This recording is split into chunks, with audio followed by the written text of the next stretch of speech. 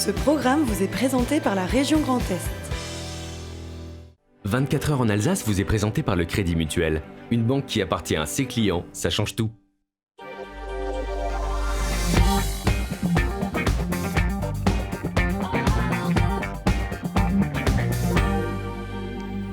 Salut à toutes et à tous, je suis ravi de vous retrouver pour une heure de direct et d'actualité alsacienne 100% made in Alsace. C'est dans 24 heures en Alsace et c'est en direct chaque soir de la semaine. On va parler de Noël évidemment, on trouve de tout sur les marchés de Noël alsaciens. Le meilleur aussi et l'excellence même s'affiche du côté de l'Aubette à l'initiative de la Fédération régionale des métiers d'art. On va en parler dans cette émission. On parlera sport évidemment comme chaque lundi avec du tennis, avec la nouvelle équipe de dirigeants du tournoi des internationaux de Strasbourg. Le rendez-vous du mois de mai, la finale du WTCR. Yvan Muller n'a pas pu améliorer sa troisième place sur le podium mondial. Et puis du football, notamment avec le derby entre Haguenau et Mulhouse, du handball, du futsal. Tout ça au menu de Top Sport avec Marine Zis. Et puis le meilleur évidemment de la gastronomie alsacienne sur les traces de Nicolas Riffel. Toujours côté cuisine et côté coulisses. On va parler ambiance de Noël évidemment avec lui aussi. Mais on commence bien sûr comme chaque soir par les infos. Le JT est présenté par Anna Britz.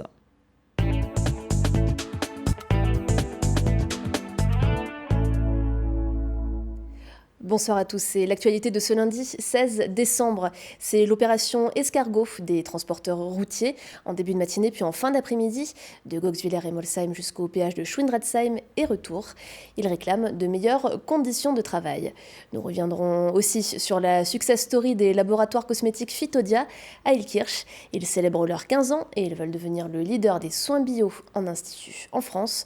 Enfin, nous ferons étape ce soir au marché de Noël de Strasbourg pour y découvrir l'invité d'honneur, le Liban. Il fallait être patient sur certaines routes d'Alsace aujourd'hui. Suite à l'appel de la CFDT, les transporteurs routiers ont mené une opération escargot ce matin sur la 4 et la 35 pour dénoncer leurs conditions de travail. Au départ de Goxwiller et de Molsheim vers 7h du matin, les poids lourds se sont engagés sur l'autoroute en direction du péage de Schwindratzheim. Au plus gros de la manifestation, il fallait compter 1 heure pour relier Strasbourg à Haguenau. Les transporteurs ont alors distribué des tracts sans bloquer les voies de circulation. Plus d'explications tout de suite avec Pascal Vaudin. Il est secrétaire général du syndicat général des transports du Bas-Rhin, au micro de Fanny Kunz. On s'est mobilisé dans un premier temps pour revendiquer certains éléments dans le transport, donc le 13e mois en priorité. Conventionnel, c'est le seul ingrédient qu'on n'a pas nous dans le transport de marchandises. Également le CFA, donc qui est le congé de fin d'activité, les conditions de travail, parce qu'il y a aussi malheureusement des chauffeurs qui sont mis sous pression et qui se mettent en maladie du fait qu'ils n'en peuvent plus. Il y a également la revalorisation des grilles de salaire et également le permis de conduire professionnel, où on demande aussi également à obtenir ce permis professionnel. Donc voilà, aujourd'hui c'était l'opération escargot, tractage au péage, retour en opération escargot, et puis demain donc la réforme des retraites, et s'il faut mercredi, on repartira mercredi, mais certainement sur des sites bien précis, des bases alimentaires. Et en milieu d'après-midi, les routiers ont pris la route en sens inverse, entraînant de nombreux bouchons dans l'agglomération strasbourgeoise, où la circulation est déjà rendue plus difficile ces derniers jours en raison de la grève de la SNCF. Une grève qui se poursuivra demain. Pour la 3e journée de grève interprofessionnelle contre la réforme des retraites, la SNCF prévoit une circulation plus perturbée qu'aujourd'hui et déconseille aux voyageurs de se rendre en gare pour privilégier notamment le covoiturage. Et les cheminots de la SNCF ne seront pas les seuls à faire grève demain. Après la journée du 5 décembre, les syndicats appellent à une nouvelle journée de mobilisation. Sur la trentaine d'écoles en Alsace ayant d'ores et déjà annoncé leur fermeture demain, la plupart seront ouvertes pour accueillir les enfants. 2 pour l'instant ont annoncé être entièrement fermées. Et toutes les cantines de la ville de Strasbourg seront également fermées. Une manifestation partira à 14h de la place de la Bourse et nous y reviendrons bien évidemment demain soir. Économie, maintenant, les laboratoires Phytodia ont vu le jour il y a 15 ans à Illkirch, spécialisés dans les plantes et les cosmétiques bio. Ils ont développé des actifs pour plusieurs centaines d'entreprises avant de créer leur propre gamme de produits. Et c'est sur elles qu'ils misent aujourd'hui pour devenir la référence en France en matière de soins bio dans les instituts de beauté et les stations thermales. Cécile Motz.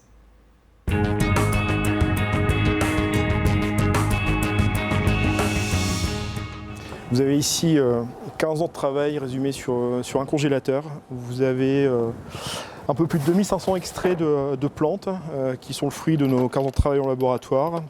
Un congélateur comme coffre-fort. Et en guise de lingots d'or, 2500 extraits de plantes précieusement gardés. Un concentré de la diversité de la nature. Tout le travail des laboratoires Phytodia, c'est de la transformer en produits cosmétiques. Et s'ils sont venus s'installer en Alsace, c'est pour de bonnes raisons.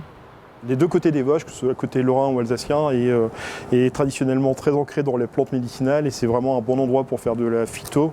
Le département de phytochimie, de pharmacognosie de l'Université de Strasbourg est un des plus développés de France et donc il y a vraiment un historique d'utilisation des plantes ici qui facilite l'accès aussi aux connaissances scientifiques dans ce domaine.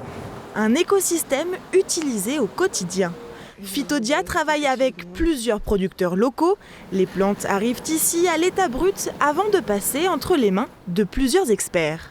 On met ça en contact avec un solvant, donc généralement de l'eau et de l'alcool. On le filtre de manière à récupérer que le liquide et qu'on met dans des ballons comme ça.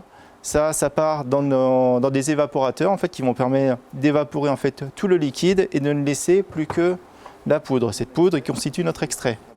Et le voilà, le précieux sésame intégré aux produits du laboratoire. En plus d'être locaux, ils sont aussi bio et c'est sur ce label que Phytodia mise pour se développer. Leur objectif, devenir une référence dans le monde de la cosmétique bio en institut. Depuis maintenant une dizaine d'années, on voit que le comportement des consommateurs a changé. Il y a une appétence forte maintenant pour du bio, mais du bio de qualité. Et quand je dis de qualité, c'est aussi dans la manière dont il est conçu et la technicité qu'on y met. Et donc nous, on a toute notre légitimité là-dedans, parce que c'est notre ADN à nous. Et donc on a aujourd'hui une bonne représentation par rapport au marché, parce qu'on est vu comme des gens sérieux avec une approche très scientifique et quasi médicale du développement des cosmétiques bio. Les cosmétiques bio souffrent parfois d'une image moins glamour que leurs équivalents du secteur luxe. Des préjugés que Phytodia veut changer avec sa marque Nature is Future. Elle propose 10 et bientôt 11 produits répartis en 3 gammes. Une gamme pour le corps avec un produit aujourd'hui, un gel minceur et raffermissant. Pour la gamme Indigo qui est la gamme visage, c'est des produits dermocosmétiques qui vont permettre de soigner tout ce qui est problématique anti-âge. On a également la gamme multifonctionnelle, c'est-à-dire qu'on a par exemple un gommage corps et visage. Des soins bio aujourd'hui disponibles dans 64 instituts et 6 stations thermales du Grand Est. En 2020, les laboratoires souhaitent développer leur marque au niveau national. L'objectif pour l'avenir est donc, au-delà de devenir la marque leader en institut, et de continuer à capitaliser sur notre savoir-faire au niveau de plantes pour développer d'autres marques, que ce soit en cosmétique et également en complément alimentaire.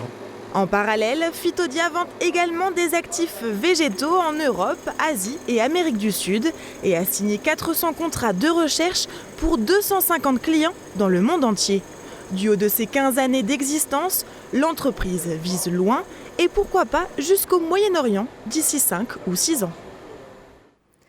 Accompagner et réinsérer des personnes en difficulté en leur proposant un accueil, un hébergement, un suivi social ou soutien juridique, c'est l'objectif de l'association colmarienne Espoir, née en 1973.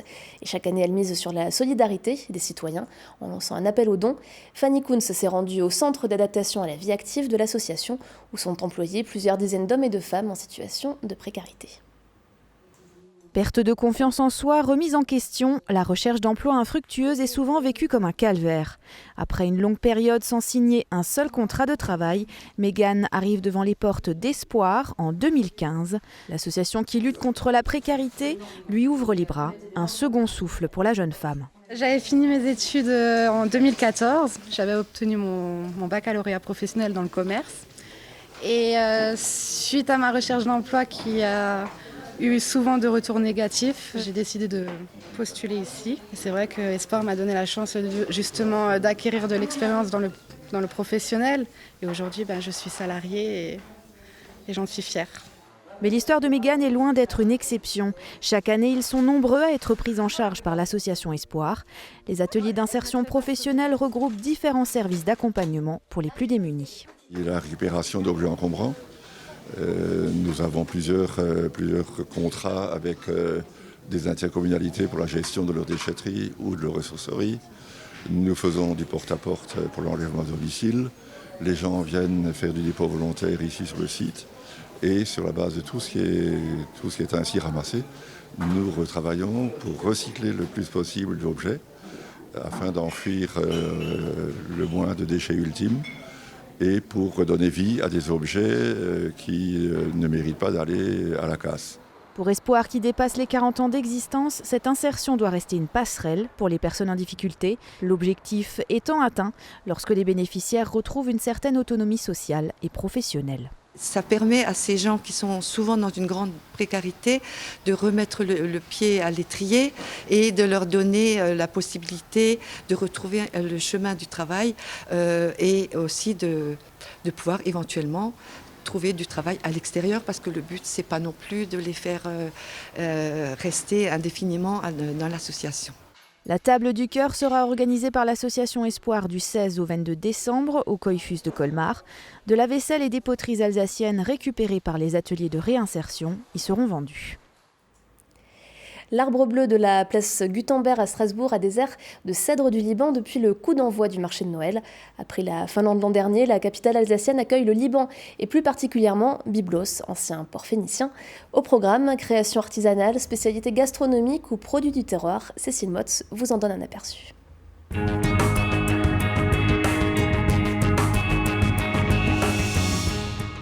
Le vin chaud libanais. Le bsoracho. À base de menthe et de miel, il a la même couleur mais pas tout à fait le même goût que son cousin, le vin chaud local. Place Gutenberg, les odeurs sont un peu différentes de celles du marché de Noël traditionnel. Thé à la menthe, falafel, houmous et savon, le psourat est aussi à découvrir. Un mélange de graines grillées comme des cacahuètes, des noisettes, des amandes et des noix de cajou, vendus traditionnellement avec le vin chaud libanais. Alors entre chansons traditionnelles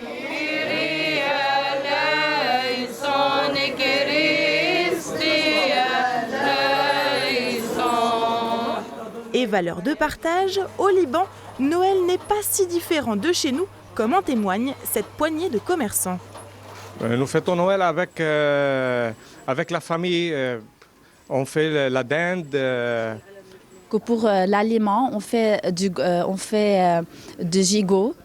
On fait une bûche de Noël comme dessert. C'est la plupart avec du vin et tout ça. C'est comme ici, c'est très similaire. C'est l'ambiance de la famille réunie comme ça. Et ceux qui sont à l'étranger, ils rentrent à la maison pour fêter tous ensemble la fête de Noël. Nous avons la décoration dans les rues. Et dans les allées, pour les visiteurs, c'est une découverte ou un retour aux racines.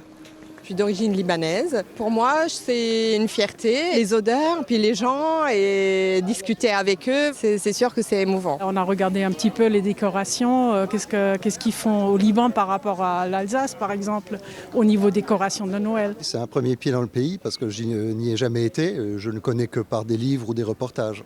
Et pour faire un premier voyage, le marché de Noël libanais sera ouvert jusqu'au 24 décembre. Et ici, tous vous diront Joyeux Noël, ou comme on dit en libanais, Milad Majid. Et on finit tout de suite ce journal avec l'image du jour, Oliviane. Encore un beau classement pour Strasbourg au palmarès 2019 de l'attractivité des 18 premières villes de France selon le site Région Job.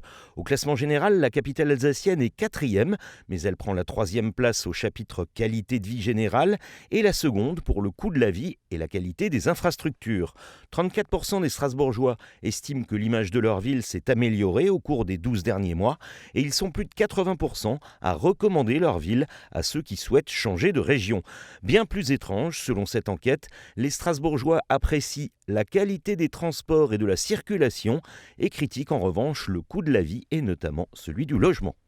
Merci beaucoup Anna Britz pour ce JT, on vous retrouve demain bien sûr, on va accueillir les invités de la deuxième partie de cette émission, Marine Zis qui en parlera sport notamment, Charlotte Hurtier, on va parler des métiers d'art d'Alsace et Jérôme Fechter pour la partie tennis de tout à l'heure. Installez-vous autour de cette table, on va parler météo tout d'abord, qu'est-ce qui vous attend demain dans le ciel alsacien, c'est avec Célia. La météo vous est présentée par France Solar, votre coach régional en économie d'énergie.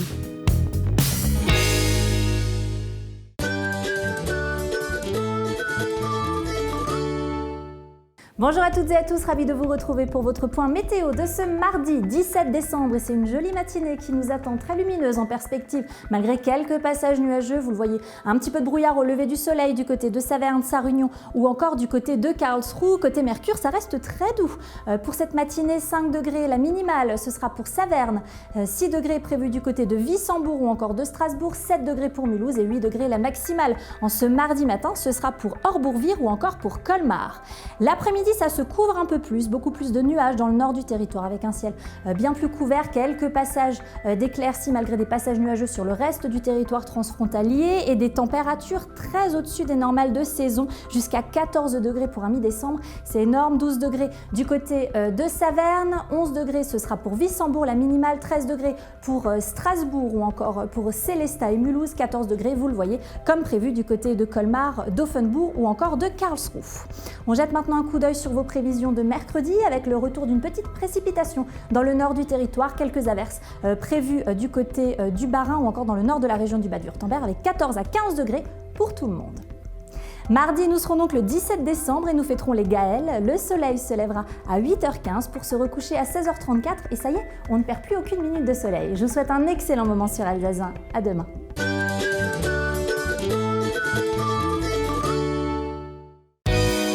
Retrouvez France Solar, votre coach régional en économie d'énergie, sur www.france-solar.fr. Peut-être que comme moi, vous êtes très à la bourre pour vos cadeaux de Noël, mais notre invité de ce soir a peut-être une solution si vous cherchez des produits artisanaux, locaux. Qu'est-ce que j'avais marqué encore ? Original aussi. Oui. Vous pouvez peut-être faire quelque chose pour nous. Bonsoir Charlotte Heurtier. Bonsoir. Vous êtes céramiste et vous êtes notamment à la FREMA. La FREMA, c'est la Fédération régionale des métiers d'art d'Alsace.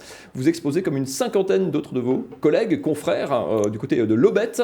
C'est ouvert au public, tout le monde peut venir, tout le monde peut découvrir tous ces produits donc, que vous allez nous montrer. Quand on parle de métiers d'art, simplement, c'est quoi ? C'est entre l'art et l'artisanat, c'est quelque part entre les deux ? Oui, exactement. En fait, c'est vraiment un savoir-faire, donc des spécialistes de la matière qui apportent leur petite touche artistique. Et on va regarder des images de cette exposition. Ça se passe à l'Aubette, au cœur de Strasbourg. Il y a les marchés de Noël où on trouve de tout à boire et à manger, ou dans le bon et le mauvais sens du terme. Vous, les métiers d'art, on vise quand même clairement, il y a une forme d'exigence, il y a une forme d'excellence, d'originalité, de créativité en tout cas. C'est exactement ça. En fait, vous êtes sûr de trouver des pièces qui seront originales, qui seront uniques, donc qu'il n'y aura pas ailleurs dans d'autres magasins, et qui en plus reflètent l'âme de plusieurs personnes locales, parce qu'il n'y a quasiment que des Strasbourgeois ou des Alsaciens qui exposent. Et voilà, c'est la petite touche sous le cadeau, sous le sapin. Pas sous le cadeau, le cadeau sous le sapin. Voilà, c'est bien dans ce sens-là. Alors c'est forcément plus cher qu'un produit industriel. Est-ce que c'est plutôt bien compris par le public ou est-ce que justement peut-être les gens viennent pour ça aussi, pour retrouver quelque chose de différent ? On a la chance en Alsace d'avoir quand même un public qui est assez exigeant pour leur intérieur et leur décoration. Donc ils ont conscience de ça. Ils sont prêts à mettre souvent un peu plus d'argent pour avoir un bel objet. Et ça, on a de la chance. Alors, c'est vrai que des fois, c'est pas forcément compris, mais on est là aussi pour faire de la pédagogie, et expliquer aux gens. Et des fois, ça passe, des fois, ça passe pas. Le travail qu'il y a derrière aussi, notamment Exactement, tout le savoir-faire et le fait qu'à partir du moment où ils comprennent que la personne qu'ils ont en face d'eux, c'est celle qui a fait l'objet dans un atelier, qui se loue, qui a aussi des charges, des choses comme ça, les gens, ils finissent aussi par comprendre. Des fois, non, mais ça prend du temps. C'est une démarche qui prend du temps, mais bon, la plupart des gens comprennent. Jérôme Fechter, vous êtes à jour dans vos cadeaux de Noël ou il y a une urgence ? Mathieu, n'en parlez pas, c'est une catastrophe. c'est un stress total. Bon, mais je sais où aller maintenant. Voilà, donc ça se passe à l'Aubette. On peut rappeler, il y a une cinquantaine d'exposants, dont une vingtaine de gens comme vous qui sont présents en plus. C'est-à-dire qu'on peut échanger avec l'artisan, avec le créateur. C'est de l'expo vente, donc on peut juste venir regarder des beaux objets si on veut. On peut évidemment y trouver des idées. L'idée, c'est ça aussi, c'est que pour des petits, entre guillemets, artisans comme vous, qui sont souvent indépendants, qui travaillent souvent seuls, c'est une manière aussi d'avoir une vitrine à nul autre pareil, presque. Exactement. Par exemple, moi, je suis à Strasbourg et la plupart des Strasbourgeois ne me connaissent pas forcément, mais je viens en exposition et c'est le cas de la plupart de mes confrères et consoeurs. Et il y a des ébénistes, des bijoutiers, des ennoblisseurs textiles, donc c'est tout simplement vous avez des ramené personnes... des pièces, on peut montrer d'ailleurs. Oui. Hop, j'ai le bras long. Voilà. Si vous cherchez... tout ça, c'est des choses qui sont fabriquées ici. C'est pas seulement, c'est pas des gens qui font simplement le dessin, qui vont envoyer un fichier en Asie du Sud-Est et récupérer Exactement.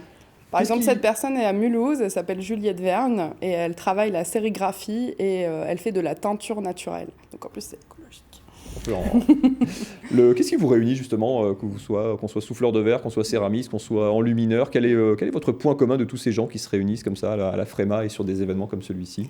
Eh ben, on a tous la passion de notre métier. On est prêt à faire un grand nombre d'heures pour proposer ces objets, pour des fois un salaire qui n'est pas forcément mirobolant, mais on veut apporter de la joie et de l'originalité dans les maisons et ça nous unit. Et souvent, on a des valeurs communes qui nous relient tous. On met en valeur ces produits, c'est une manière aussi de mettre en valeur vos métiers, vos savoir-faire. C'est des choses qu'on apprend, j'imagine, dans un cursus. C'est aussi des choses qui qui se transmettent aussi directement en contact d'autres professionnels. C'est des métiers un peu particuliers aussi. Oui, il y a certains métiers dont il n'existe plus de filière de formation. Donc la Fréma a notamment mis en place une transmission des savoir-faire rares et d'excellence.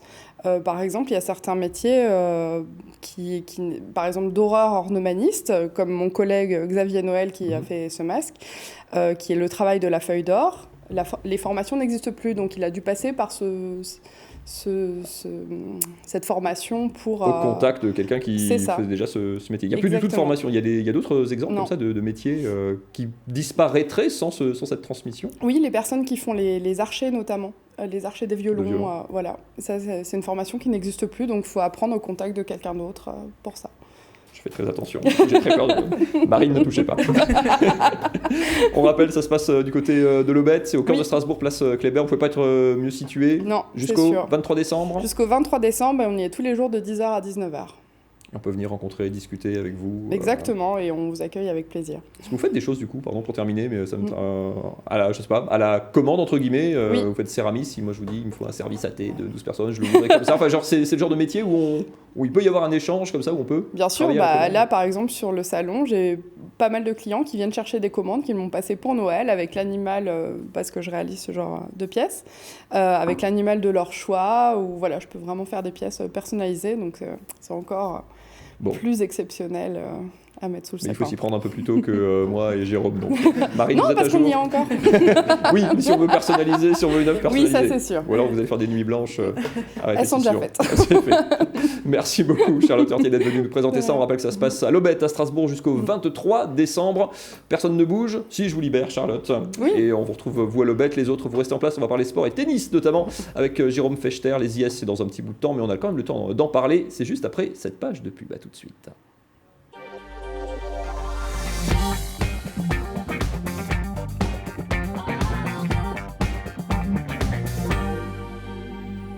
Et le lundi, on parle sport, bien sûr, sur Alsace 20, c'est Top Sport et c'est avec Marine Zis.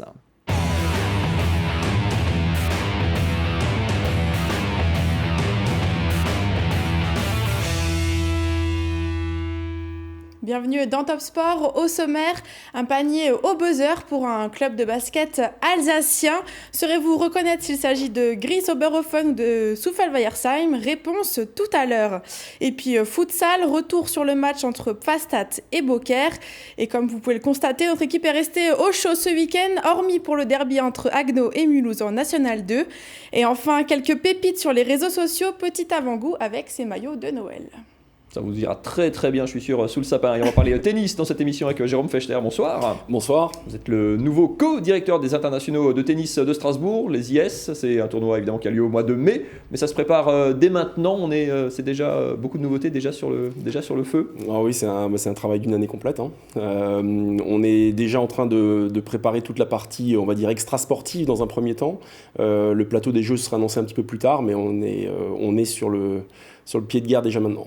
On va parler des préparatifs et des nouveautés de cette édition en 2020, tournoi dont bien sûr Alsace 20 est partenaire également. On va commencer, Marine, avec un Alsacien qui aurait pu devenir champion du monde ce week-end, c'est Yvan Muller. Le final du championnat de WTCR, c'était en Malaisie. Oui, ça se passait donc ce week-end et l'Alsacien était 3e au classement avant l'épreuve finale qui se joue en 3 courses. Dans la première course, le Français était parti 16e, il a réussi à remonter jusqu'à la 6e place à l'arrivée. Deuxième course, il part cette fois-ci 13e 16e. Yvan Muller est déjà à la 5e position avant même d'avoir bouclé le premier tour. Mais ce beau début de course va vite être interrompu. Regardez ces images, il est en bleu sur les images. Il va être percuté par Katzberg qui lui fait une tête à queue. Et il s'agit d'un coéquipier de son concurrent direct. La course va donc être remise à plus tard, mais cette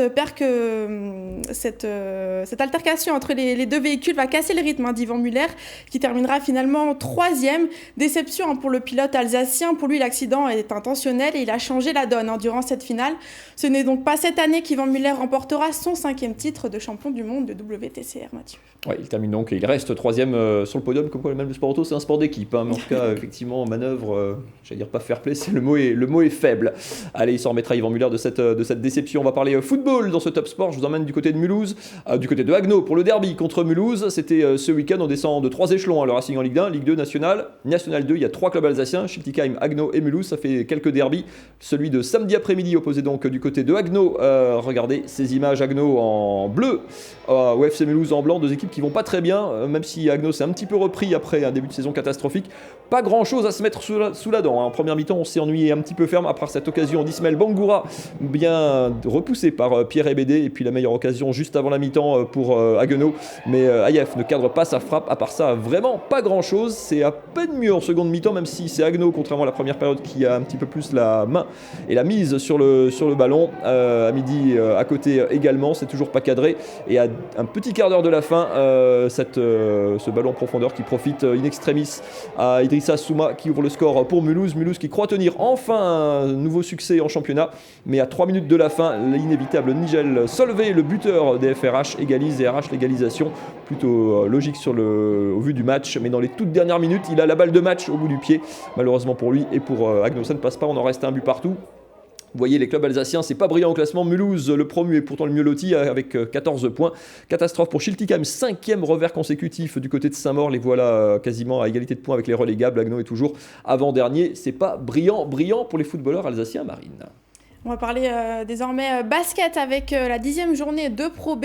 Gris, invaincu à domicile dans sa Forest Arena, affrontait Denain. Regardez sur les images, Denain qui est en rouge, qui fait partie de la première partie de tableau. Et ce sont donc eux qui font une bonne entame de match. Gris n'est pas dedans. Les Verts perdent beaucoup de ballons, ils sont en manque d'adresse et sont donc logiquement menés 24-13 à la fin du premier quart-temps.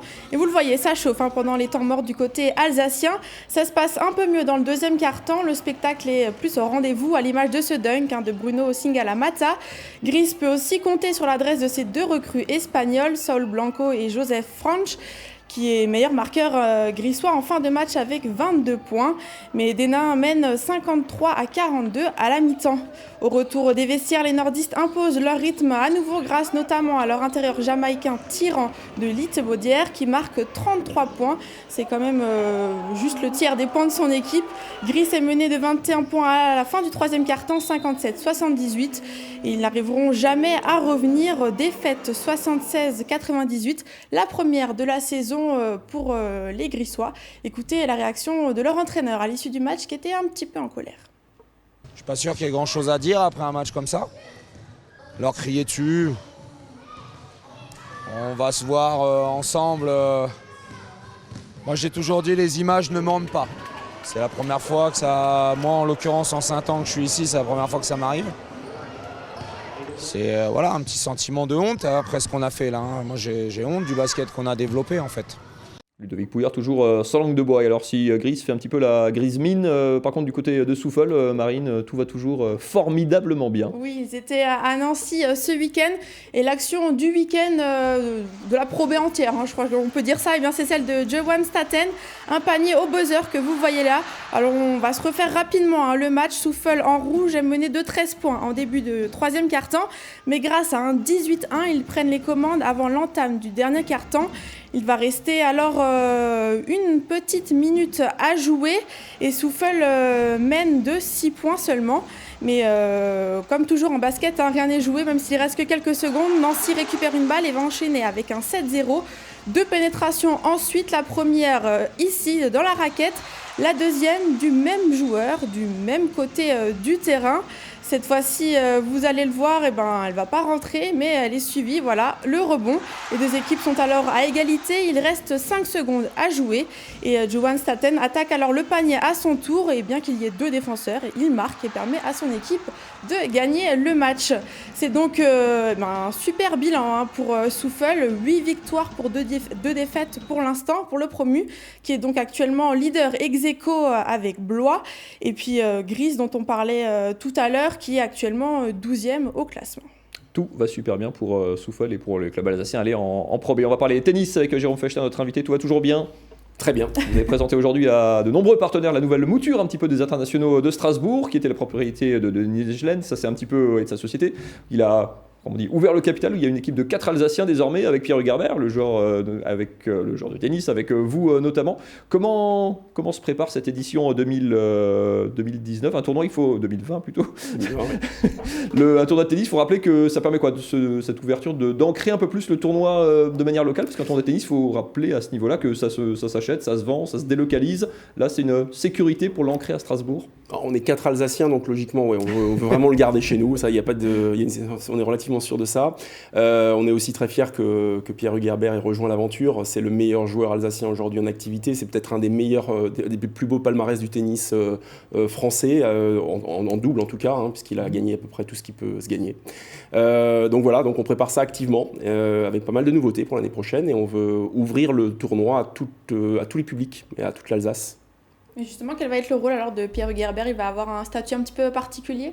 Alors pour l'instant, son rôle, c'est surtout de gagner des tournois et de jouer dans le monde professionnel. Ça, c'est son métier, c'est son premier métier. Par rapport au tournoi des IS. En fait, il va avoir un rôle d'ambassadeur pour nous, parce qu'il a un rôle d'influenceur auprès des autres joueurs de l'ATP, des filles de la WTA, où il peut faire venir aussi des championnes. Voilà, c'est auprès des instances fédérales. C'est quelqu'un qui baigne dans le haut niveau. Nous, on n'y est pas. Enfin, moi, j'en suis sûr. Denis Nijlen, lui, il y était. Voilà, donc c'est quelqu'un de très important qui aura son rôle de ce côté. Faire venir des joueuses dans un tournoi, parce que c'est de ça qu'il s'agit, ça se fonde aussi là-dessus, parce qu'évidemment, dans certains cas, il faut les payer. Ça peut aussi être du relationnel, du feeling, de l'humain, tout simplement. Ça peut être basé là-dessus. Oui, bon, on n'est pas dans un monde de philanthropes, bien entendu. L'argent est une part importante, et c'est tout l'enjeu du tournoi, c'est de continuer à grandir pour pouvoir attirer les meilleures joueuses, c'est-à-dire les payer. Mais effectivement, les tournois ont des réputations, et Strasbourg a une excellente réputation dans sa catégorie, un des meilleurs du monde, et on veut vraiment faire du tournoi le meilleur du monde, et un rôle de Pierre Hugues comme ambassadeur peut contribuer aussi à cette dynamique-là. Alors pour l'instant, il n'y a pas encore eu d'annonce en termes de nom de joueuse. Quelle serait peut-être la meilleure nouvelle, le meilleur arrivée pour vous pour le prochain tournoi ? C'est Noël, vous pouvez vous lâcher là, votre rêve. On n'y est pas encore, parce que c'est encore un peu tôt. Même les joueuses elles-mêmes ne savent pas encore, elles n'ont pas programmé leur saison, donc c'est impossible à ce stade d'annoncer quelqu'un. Mais forcément, on a quand même une équipe française qui vient de gagner la Fed Cup.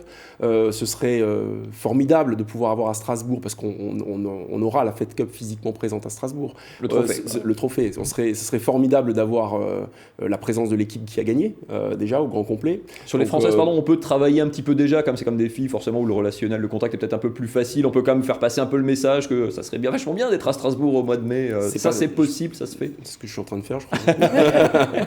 Non, mais oui, forcément, on est déjà en contact. Après, on aimerait pouvoir attirer aussi des joueuses qui sont... on a déjà une très grosse densité dans le top 50, mais l'augmenter, les joueuses du top 10 c'est souvent difficile, même si l'année dernière, il y en a une qui a joué le tableau final. En tout cas, on y travaille. Voilà. Alors, pour l'instant, vous disiez c'est encore trop tôt pour les joueuses, mais vous préparez déjà tous les à côté un petit peu du tournoi, la partie business, l'événementiel, etc., qui passe tout autour de cet événement-là. Oui, le tournoi, qui est le premier événement de sport féminin en France quand même, on l'oublie parfois. C'est également, on a aussi d'autres ancrages. Le premier, c'est qu'on est le premier tournoi éco-responsable, le premier événement de sport éco-responsable en France. Donc on a tout un tas d'activations autour de ce sujet-là.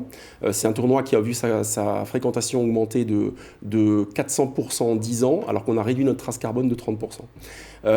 Donc parmi ces animations, tout ce qu'on veut faire, on veut ouvrir le tournoi pour le grand public. On a annoncé effectivement à midi qu'on allait lancer le soir, après le tournoi, une scène musicale pour attirer un autre public, pas forcément que les passionnés de tennis, mais faire de cet endroit un lieu de vie pour les Strasbourgeois, pour la région. Voilà, l'aspect business est aussi assez connu. On est le premier événement de relations publiques du Grand Est avec plus de 6000 VIP qui s'y retrouvent, 900 entreprises représentées. Le grand public, c'est une chose, évidemment, c'est une cible, mais c'est vrai que ce qui fait vivre, ce qui finance le tournoi, comme un club comme la SIG, comme un club comme le Racing, c'est plus les entreprises que la billetterie. C'est vrai que le challenge, il est là. C'est vrai, le 70% des revenus d'un tournoi comme le nôtre se viennent du monde des entreprises. Donc c'est effectivement fondamental et on va continuer à le développer. Vous restez avec nous, on continue à parler tennis un peu plus tard. On poursuit Mathieu avec du handball. Ouais, je vous emmène prendre des nouvelles des clubs alsaciens de Pro League. C'est le 2e échelon national, ils sont 2, Strasbourg et Célestat. On va se pencher sur le bilan des Violets qui ont fait un super mois de novembre, 4 victoires consécutives, qui leur a permis de recoller, de remonter un petit peu au classement. Ils recevaient Cesson ce vendredi soir, c'était au CSI. Évidemment, Célestat en violet, évidemment, qui démarre plutôt bien dans ce match, mais en face, Cesson, c'est du lourd, hein, c'est le relégué de l'élite, qui a puni les Alsaciens systématiquement sur leurs oublis, comme ce but du gardien, quand le gardien célestadien a été sorti. 4 buts d'avance assez rapidement pour les Bretons, qui mènent même 11-6, mais la révolte des Violets, notamment leur classe biberon Oleschram, le jeune attaquant allemand, 19 ans seulement, et les Célestadiens qui stoppent un petit peu l'hémorragie. Mais la mi-temps, toujours 4 buts d'avance, 16-12 pour les Blancs de Cesson, mais Célestat revient le couteau entre les dents après le passage au vestiaire. La jeunesse célestadienne monte un peu d'un cran en défense, à l'image du but de Virgile Pinchot, le gardien, 20 ans seulement, l'arrêt du gardien Hugo Christ, 22 ans. La jeunesse célestadienne fait des étincelles et Célestat égalise 17 partout, passe devant même 20-18, mais le métier et l'expérience des Bretons en fin de match va faire la différence. Les Blancs mettent un 14-4 aux Célestadiens qui ne s'en relèveront pas. Les visiteurs s'imposent 32-24, coup d'arrêt pour Célestat après une belle série et un faux pas, c'est vrai, contre Nice à domicile. Vous voyez les classements, Célestat 9e, Strasbourg battu dans sa salle par Saran est 12e, mais avec un gros matelas sur les 2 relégables, Valence et Besançon. Christophe Viennet, l'entraîneur célestadien, se plaisait quand même à rappeler un petit peu les limites de la jeunesse de son effectif. Il faut avoir la lucidité de se dire qu'on ne boxe pas dans la même catégorie que Cesson aujourd'hui. Alors évidemment, on aurait préféré faire une meilleure performance, on aurait préféré gagner, moi le premier. Mais la réalité, elle est celle-là. Je crois que nous, on est une jeune équipe qui se construit. Ce soir, il y a des motifs de satisfaction chez certains jeunes. Je crois que c'est les jeunes qui ont eu un sursaut d'orgueil en début de deuxième mi-temps. Place désormais au futsal. Allez, je vous emmène du côté de Pfastatt. Il y a 3 clubs alsaciens en D2 de futsal. Les images sont de Gilles Koons. Ça s'est passé ce week-end. Pfastatt je ne sais jamais si c'est vert ou jaune le fluo, hein, ça dépend un peu des yeux qu'on a. Il faut gros plan sur cette discipline. Pfastatt, c'est un des clubs historiques du futsal alsacien, une discipline plutôt d'hiver, mais qui a un championnat vraiment qui dure sur l'ensemble de la saison avec beaucoup de joueurs qui sont spécifiques à cette discipline, même si certains jouent encore un petit peu en extérieur. Match au sommet, match compliqué pour les Orinois qui recevaient Beaucaire. Beaucaire en bleu, c'est le leader tout simplement de ce groupe de D2, un ancien club de l'élite qui s'est imposé assez largement 5-0, même si l'addition est sévère pour les Orinois qui sortaient d'un gros derby du côté du Neuhof et d'une défaite 7-4. Pfastatt qui est 8e de son groupe sur 10 avec un petit battre là encore quand même sur les équipes relégables. Il faut peut-être se renforcer du coup un petit peu cet hiver avant la suite. Kingersheim de son côté est 3e, le Neuhof 4e. Pfastatt qui se débrouille quand même avec le plus petit budget de cette deuxième division alors que certains clubs ont quand même de plus en plus de moyens. Je vous propose d'écouter Rachid Barkat, entraîneur et joueur de cette équipe de Pfastatt. J'ai décidé de lancer les jeunes. C'est vrai qu'on va devoir recruter aussi à la trêve pour le maintien. Maintenant, c'est vrai que voilà, on a 9 points. Je trouve que c'est pas mal avec le groupe qu'on a. Ils travaillent, c'est sérieux. Mais c'est vrai que j'ai eu beaucoup de départs. J'espère qu'on va pouvoir recruter à la trêve pour essayer de maintenir le club au plus vite. Et on reviendra sur cette discipline toujours extrêmement spectaculaire. Le meilleur du sport côté réseaux sociaux, c'est la crème des réseaux et c'est avec Marine. En Noël, c'est bientôt. La plupart des sportifs alsaciens s'y sont mis. Regardez les Sigmen qui arboraient un maillot spécial pour les fêtes. Et bien après eux, ce sont les Scorpions de Mulhouse, les hockeyeurs qui ont suivi avec un maillot aux couleurs locales. On peut apercevoir des Bredala, le temple Saint-Étienne de Mulhouse et puis l'hôtel de ville également. Alors avis aux amateurs, les maillots seront mis aux enchères. En parlant de Noël, Sébastien Loeb, lui aussi, pense à vous avec des idées cadeaux. C'est sa propre boutique. Oui, c'est ça. Alors, on peut y trouver différents vêtements, accessoires aux couleurs du pilote. Alors, on peut y trouver des vestes, des porte-clés, des lunettes, et des mugs également aux couleurs de Noël et de Sébastien Loeb, pardon. Et ce qui m'a un petit peu fait sourire, c'est cette pièce de monnaie de Paris, à son effigie. Rien que ça. Un peu de football aussi ? Oui, Alors c'était juste pour vous rappeler que eux c'était aussi mis à Noël, c'était les joueurs du Racing avec leur boutique officielle. Et puis vous le voyez, regardez ces images des pulls, écharpes et bonnets à l'effigie du club. C'était quand même un peu plus sympa que les couleurs sobres de Sébastien Loeb. Très bien, Jérôme Fechter, vous qui êtes fan du Racing également, avec le pull de Noël du Racing. Parfait. Chiche. Pour la prochaine si fois. vous me l'offrez. Au mois de mai, quand il fera 30 degrés aux IS. Du foot toujours, Marine, mais côté vestiaire cette fois-ci. Oui, alors on connaît souvent les chants, après la victoire forcément, dans les vestiaires, qui sont souvent partagés sur les réseaux sociaux. Et bien cette fois-ci, ce ne sont pas des adultes qui les ont partagés, ce sont des jeunes, des U15 de Mutzig, qui n'ont pas caché leur joie. Regardez. À coup de gainage, on les déménage, petit mais costaud, on n'a jamais chaud, on est reparti, avec les 3 points, et on leur dit, l'année prochaine,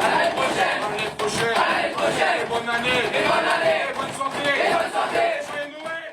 Alors, comme quoi on apprend à fêter la victoire dès le plus jeune âge.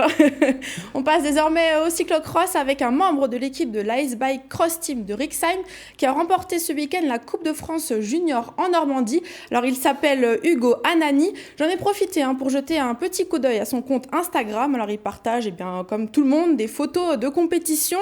On peut voir des chutes en photo mais aussi en vidéo. Regardez.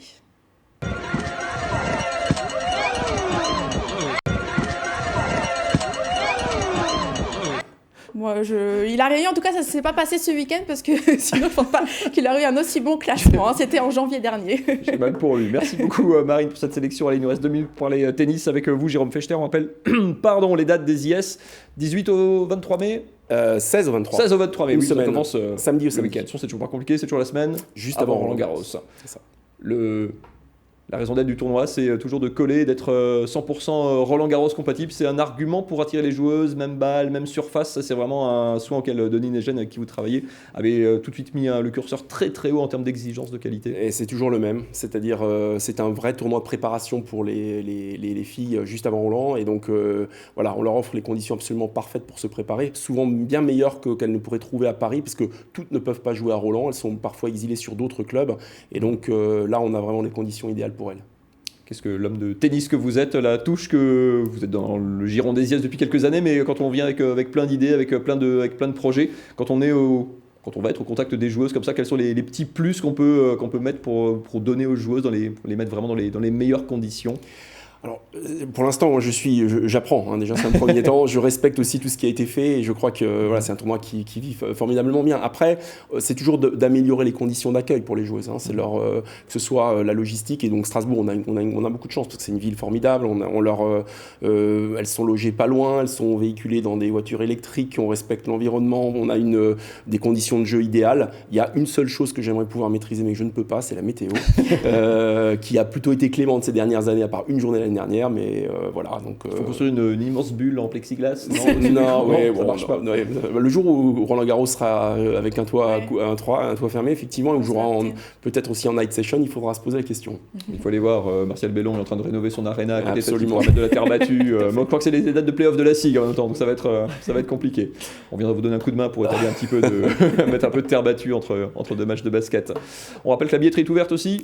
Absolument. Sur le site internet. Une très bonne idée de cadeau de Noël. Et voilà, tac. Voilà. Je suis à la bourre justement. Marine, si vous avez des idées aussi. Merci beaucoup en tout cas à tous les deux d'être venus sur ce plateau ce soir. On vous retrouve Jérôme, on aura le temps d'en reparler évidemment de ces internationaux de Strasbourg sur Alsace. On va retrouver évidemment sur Alsace également au mois de mai. On aura l'occasion d'en reparler. Merci beaucoup Marine. On se retrouve pas lundi prochain parce qu'il n'y a pas d'émission lundi prochain. C'est les vacances. L'année prochaine. C'est bien trop tôt déjà. Merci beaucoup à tous. La suite c'est Nicolas Riffel. Bien sûr, on parle gastronomie, le meilleur de l'Alsace. Cuisiner créatif avec Traiteur Schneider, spécialité alsacienne fraîche, à retrouver dans votre magasin habituel.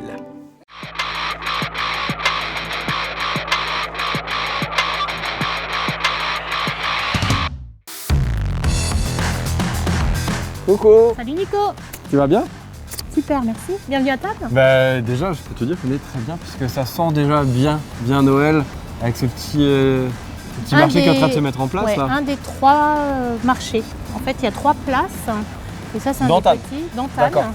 Et ça ouvre d'ici quelques heures. On est sur les charbons ardents. Ouais, je vois ça surtout, hein, ça bosse dur derrière encore. J'ai posé la question un petit peu autour de moi et j'ai demandé quel est le plus beau restaurant décoré pendant la période de Noël. Et quasiment tout le monde m'a répondu le Caséus. J'ai mis ça sur les réseaux sociaux, mais je crois qu'à 90%, les gens ont écrit chez toi. Alors déjà, merci à tous ceux qui ont écrit. Bah ouais, mais c'est dingue. Comment est venue l'idée de se dire, bah tiens, mon restaurant, je vais en faire un joyau pendant la période de Noël? Alors je suis associée avec Michel, et Michel est un fou de déco, tout simplement. Et enfin, on arrive devant le restaurant avec, vous voyez, ce voile rouge. C'est pour garder la surprise jusqu'à la dernière seconde. Pour garder la surprise jusqu'à l'inauguration du marché. Alors c'est vraiment attendu par les habitants, ouais. C'est attendu. Donc on a une thématique, je suppose, différente chaque année? Voilà, cette année, ça sera le pôle Nord. D'accord, très bien. Voilà. Bon. Et j'ai l'habitude de dire que si on faisait payer tous les gens 1 euro, tous les gens qui prennent des photos de la façade, on serait milliardaire. C'est vrai. 4002 boules. Seul, c'est difficile. Voilà, donc c'est toute l'équipe, il y en a par là. 4002 dans le restaurant? Dans le restaurant. Sérieux? Et un peu à l'extérieur. Waouh. Et donc il y a la photo de tous les amis qui sont venus participer. Alors, oui, parce que comment ça se passe? Du coup, sur un dimanche, Michel est là avec plein de potes, du personnel, et il s'éclate toute la journée à accrocher, à mettre en valeur le restaurant. Je vais t'emmener à l'étage, je vais te raconter un peu l'histoire de la maison. D'accord. En prie, c'est moi.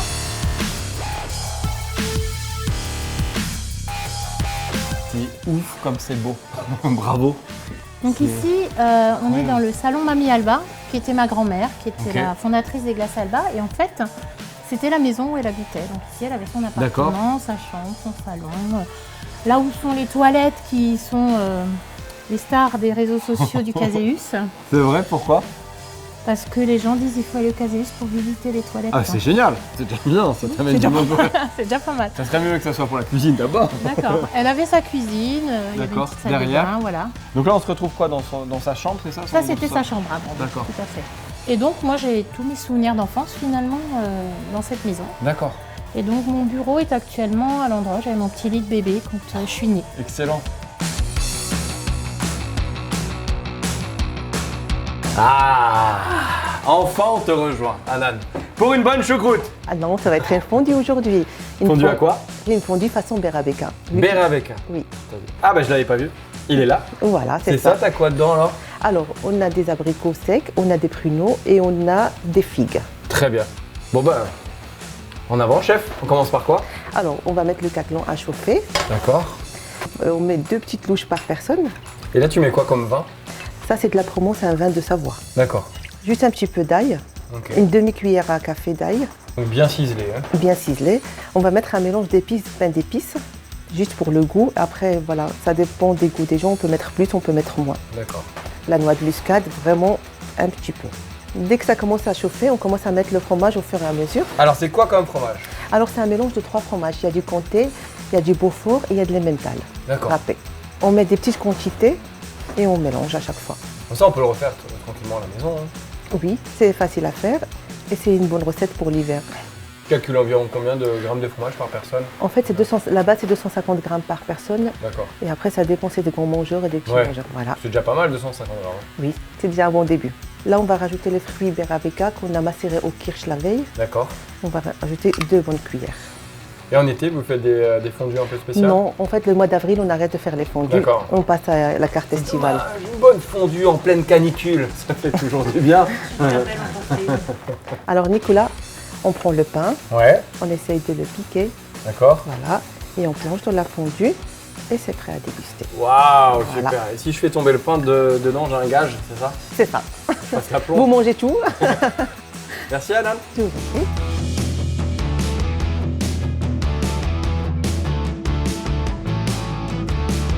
Et surtout, ne soyez pas seuls! Imaginez vos repas de fête devant grains de sel avec les spätzle à la truffe Traiteur Schneider.